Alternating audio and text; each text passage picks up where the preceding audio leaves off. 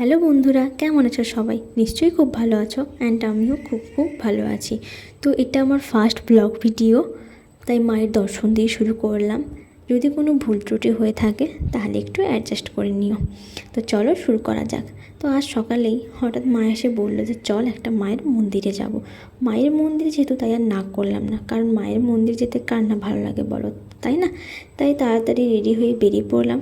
আর যেহেতু আমরা আজকে বাসে করেই যাব, তাই বাসে উঠেও পড়েছি। অ্যান্ড আজকের ওয়েদারটা দেখো এত সুন্দর, কি আর বলবো।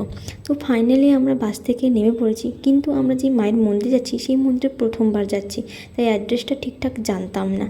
আরেকটা জিনিস যেখানে যেটা লক্ষ্য করলাম যে বিশালাক্ষী মায়ের মন্দিরের অ্যাড্রেসটা কেউ ঠিকঠাক বলতেই পারছে না। হ্যাঁ, আমরা যাচ্ছি আজকে বিশালাক্ষী মায়ের মন্দির। কোথায়? তমলুক। তমলুক ঠিক না, তমলুকের আগে ডিমারি। আর এটা দেখো ডিমারির মাধ্যমিক ও উচ্চ মাধ্যমিক বিদ্যালয়। কিন্তু আমরা তো এখনও মন্দিরের অ্যাড্রেসটা ঠিকঠাকভাবে পেলাম না, তাই সোজা হেঁটেই চলেছি। তো এই বাজারের মধ্যে একজনকে জিজ্ঞেস করা হয়েছিল, তিনিই আমাদেরকে মায়ের মন্দিরের সঠিক অ্যাড্রেসটা দিয়েছেন। তাই তিনি যেভাবে দিয়েছেন সেইভাবেই আমরা সোজা হেঁটে চলেছি। তো দেখো ফাইনালি আমরা মন্দিরে এসে গেছি, আর এটা হচ্ছে মন্দিরের ভেতরে।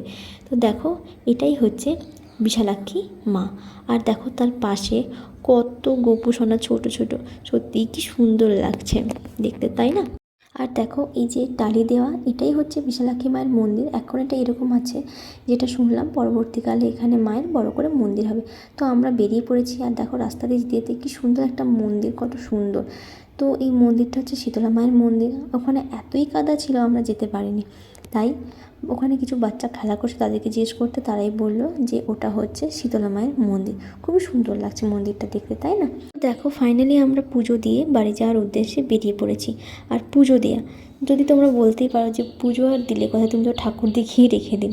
পুজো দেওয়া বলতে যেটা এখানে শুনলাম যে আজ থেকে কয়েক বছর আগে এখানে নাকি খুব বড় করে জাঁকজমক করে পুজো করা হতো, কিন্তু এখন আর সেটা হয় না। কারণ যিনি এখানে পুজো করতেন তিনি আর নেই, তিনি গত হয়েছেন। তিনি গত হয়ে যাওয়ার পর থেকে এখানে আর সেরকম আগের মতন পুজো হয় না। তাই আমরা যেই ঠাকুরের জন্য মিষ্টান্ন নিয়ে গেছিলাম সেটাই ঠাকুরকে দেখিয়ে আমাদেরকে প্রসাদ হিসেবে দিয়ে দিয়েছে।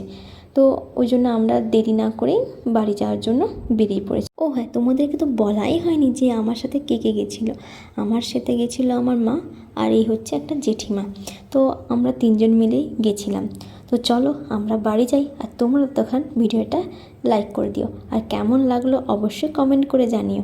আজকের মতন এখানেই। আর যারা আমার চ্যানেলে নতুন, কি করছো তারা তাড়াতাড়ি সাবস্ক্রাইব করে দাও চ্যানেলটাকে।